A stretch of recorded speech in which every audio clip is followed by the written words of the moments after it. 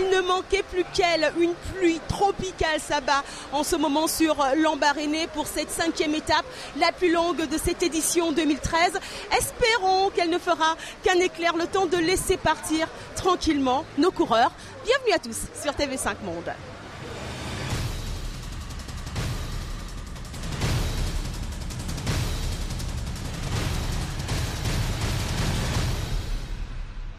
La Tropicale Amissa Bongo ne ressemble à aucune autre course sur le continent, déjà par ses différentes équipes pro qui font le déplacement. Par cette 5e étape, 190 km, la plus longue distance, toute épreuve cycliste africaine confondue.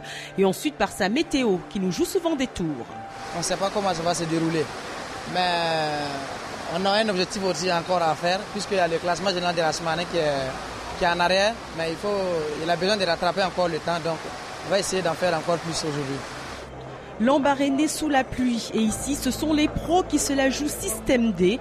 Les sacs poubelles font office d'imperméable, mais la concentration reste optimale. 190 km en début de saison, normalement c'est quand même quelque chose de dur. Même si c'est plat, j'espère pouvoir... Bon voilà, de toute façon aujourd'hui je perds ou je gagne à Tropicale et on verra bien ce soir. Et puis la meilleure équipe africaine arrive, l'Érythrée, peu habituée à ce genre de météo, mais les objectifs ne changent pas. Le premier objectif, c'est conserver le maillot de la meilleure équipe africaine. Ensuite, conserver mon maillot de meilleur grimpeur. Et là, ce serait une bonne journée. Devant des supporters téméraires, le départ est donné. Direction Mouila pour 190 km sous la pluie. Les coureurs traversent le quartier d'Isaac. Et malgré les conditions climatiques, déjà des tentatives d'échapper dès les premiers kilomètres.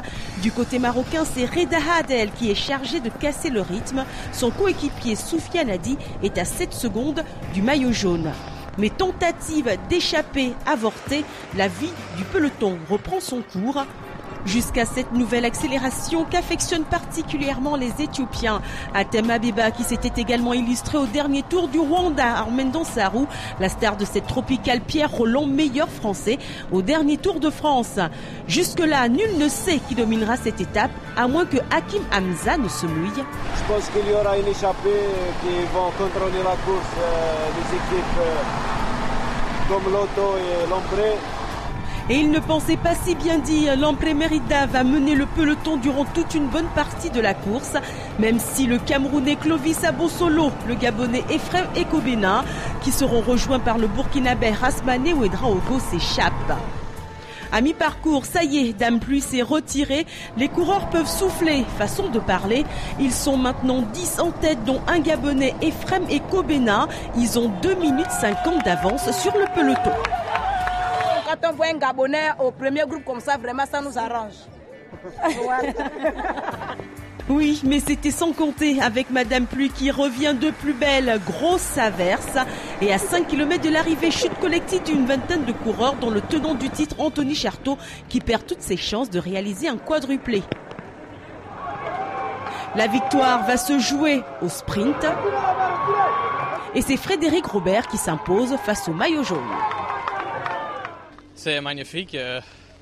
La première étape, c'était parfait. Et maintenant, la deuxième, mon goal, c'était gagner une étape. Donc, 2, c'est parfait.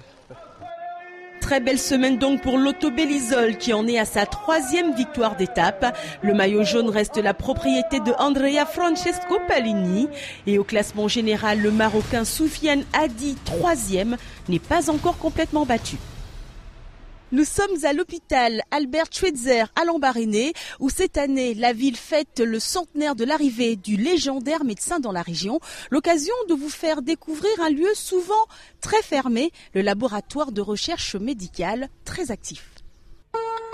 En avril 1913, par le fleuve Ogooué, le docteur Albert Schweitzer et sa femme Hélène arrivent à Lambaréné. En 1927, il crée un nouvel hôpital. Aujourd'hui, ses héritiers ont perpétué son œuvre. Au sein de l'hôpital Albert Schweitzer, vous trouvez une zone historique où se développent certaines activités touristiques. Il y a un hôpital général en tant que tel. À côté de ces deux grands groupes d'activités, se développe également un centre de recherche. Nous sommes en train d'avancer dans le développement d'un candidat vaccin contre le paludisme. Nous avons un vaccin qui est capable de réduire d'un tiers jusqu'à 60% à peu près le nombre de cas de paludisme dans une population donnée. C'est considérable si on considère l'importance du paludisme dans notre région en Afrique. C'est vrai que ces dernières années, il y a eu un gros effort de contrôle de la maladie, mais nous restons quand même à 10-15% de prévalence du paludisme.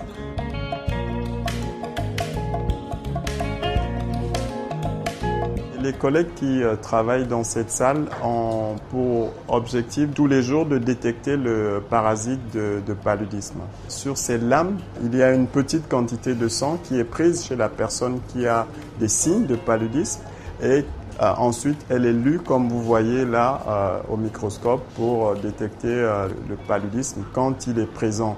Malgré les efforts que nous avons faits ces dernières années, ça reste en fait le problème de santé publique numéro 1 ici au Gabon. Énormément de travail donc au quotidien pour les chercheurs de l'hôpital Albert Schweitzer. Depuis 2006, les chercheurs de cet hôpital ont repris les recherches sur le vaccin contre le paludisme et les choses avancent. Ils en sont à la phase 3, la dernière étape du protocole. Pour ce vaccin, nous avons encore, 2 années de travaux à peu près. L'Organisation mondiale de la santé a déclaré qu'elle prendrait une décision en 2015. Aujourd'hui, celui que l'on surnommait le grand docteur peut être fier de ses héritiers. 100 ans après l'arrivée du Nobel de la paix 1952, l'œuvre se perpétue. Cette 5e étape a démarré à Lambaréné sous la pluie. Elle se termine à Mouila également sous la pluie. Espérons que demain sera un jour plus clément. La suite de la tropicale, c'est également sur tv5monde.com. À demain, salut.